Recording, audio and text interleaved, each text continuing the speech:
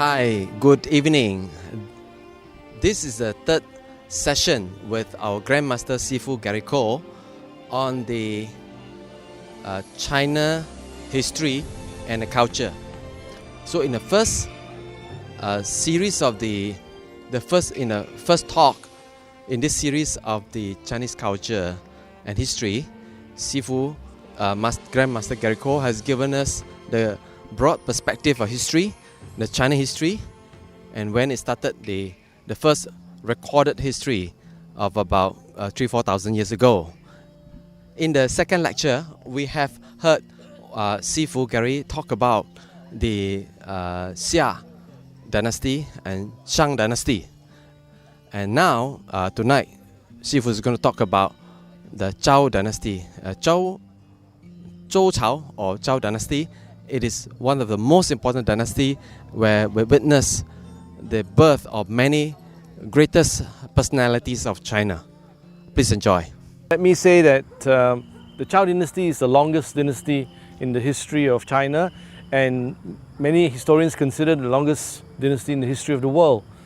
And because there are so many monumental figures and monumental events, I couldn't possibly cover in one lecture. So I'm probably going to do it either over 2 or 3 lectures, probably 3 lectures. So today is just the early Zhao. Let's remind ourselves a few things.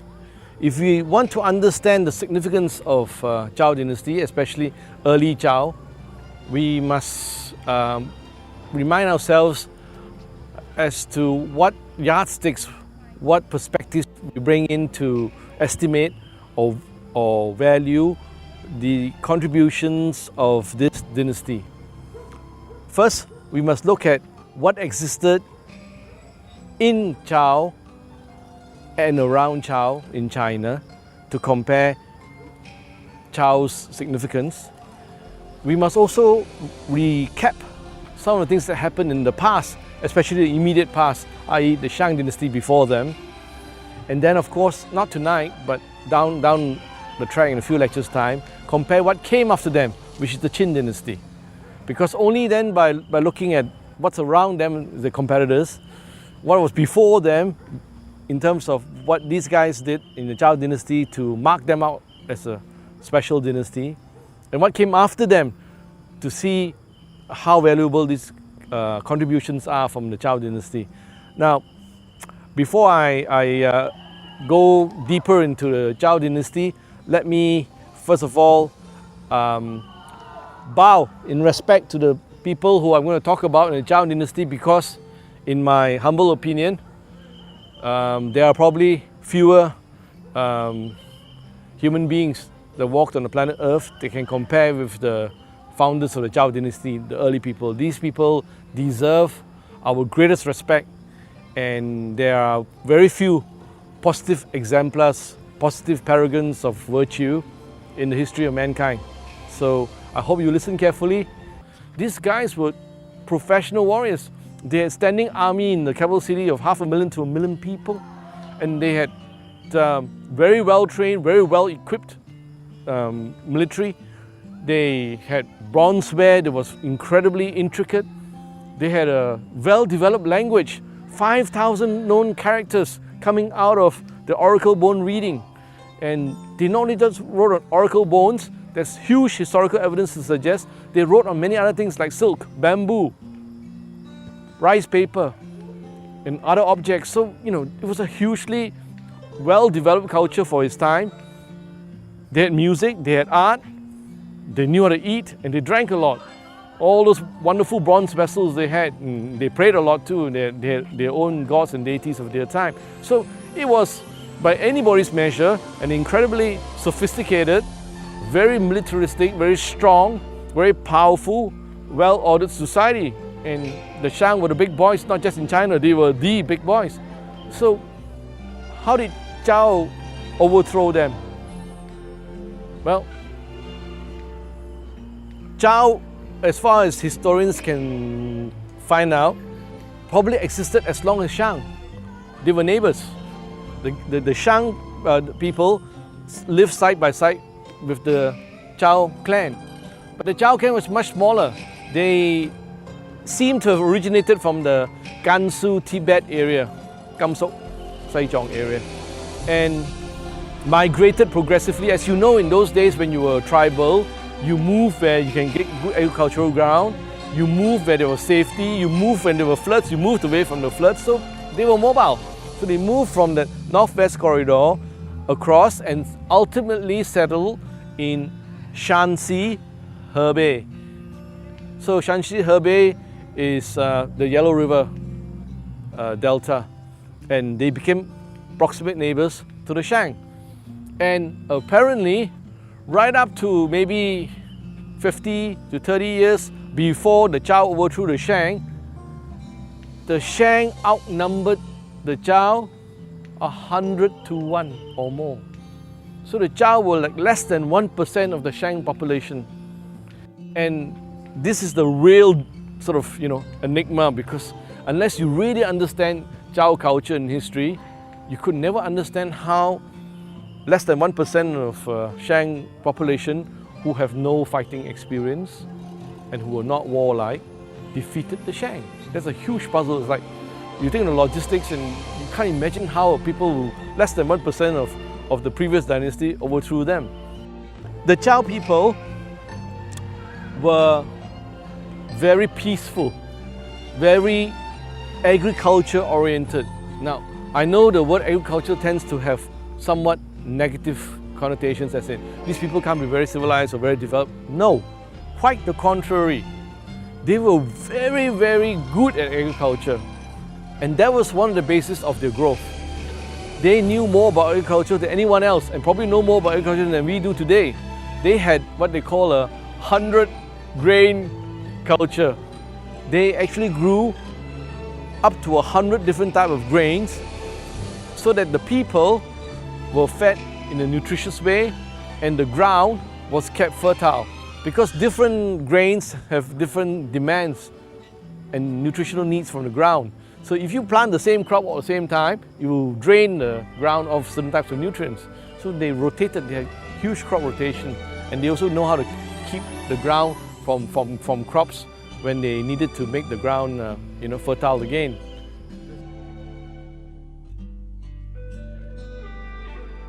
Zhao dynasty, they were a very small tribe or clan compared to the Shang, which is a huge empire.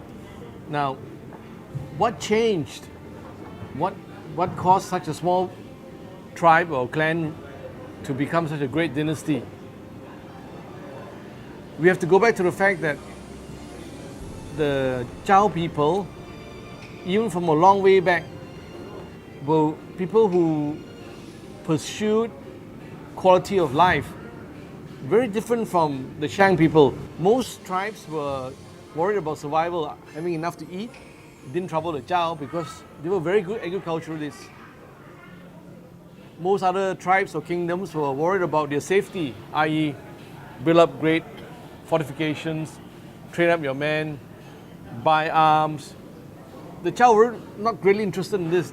The concept of empire or dynasty didn't even sort of cross their mind. They were the Zhao clan.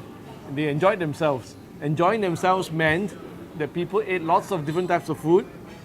I have seen research into what the Zhao people ate, from the king down to the common person, and they really ate a wide variety of things. They were real gourmets. They ate all kinds of seafood, turtles. They ate all kinds of vegetables I've never heard of, which probably didn't exist in the other kingdoms as well, because these guys were serious agriculturists. They were serious about food, and they felt that food was really important because, aside from enjoyment, they felt that correct diet, correct nutrition made them healthy, made them wise, and it probably did. Now, Huang Di, Wang Dai, and Yim Dai were passed on to the Zhao family. They had all these great knowledge which they shared with their people and applied it in a practical way.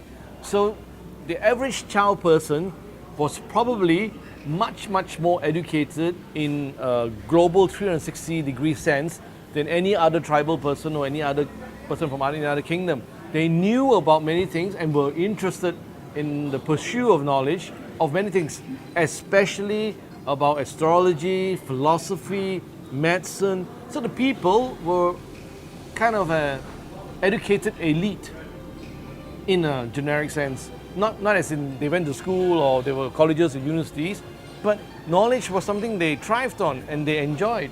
So perhaps you can see that the wellspring, the foundation for Zhao's leap to superpower status arose from the fact that every man, woman and child, and probably every cat, dog, pig and cow was much more educated, had high EQ and IQ than anybody else on earth. And that's a big help. Now you might think that seems strange, but it's a big help. But okay, when does this phase of takeover from Zhao to Shang take place, and what happened? Let's go back to Shang.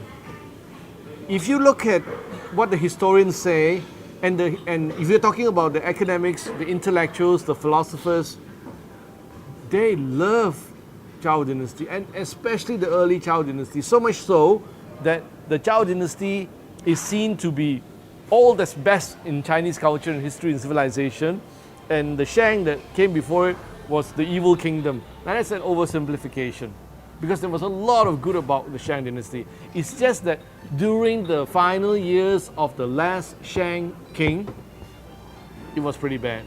He was a very naughty boy. He was into a very hedonistic lifestyle. For him, wine, women and song, that's the way to go.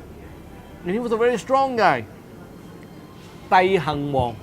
When he was born, he had a lot of the virtues of his ancestors. He was born so strong that as a kid he couldn't play with anyone, because what he used to do was just sort of break his fingers and hands off his neighbors. He was so strong that when he was a teenager and when he went hunting, because as a king or king to be, you must go hunting, he wasn't particularly keen in using weapons. Whenever he saw an animal nearby, he thought, why bother? He jumps off his horse and wrestles it down. Whether it's an ox, a wild boar, a tiger or a leopard, he would just take it down and break its neck. He was so strong. He used to kill bears with his bare hands. But along with that strength was this great propensity to enjoy himself. He could literally drink anybody under the table. And of course, when it comes to women, the more the merrier. So towards the end of his life, he was a very, very naughty boy. So naughty that he even offended the gods. Again, to the Chinese, he went to a temple, one of the leading Chinese female deities, and he made a pass at her and said, hey, you and I, we should have a date.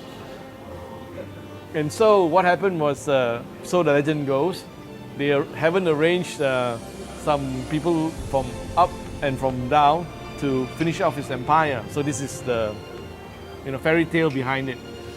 So, okay, Shang had reached his peak.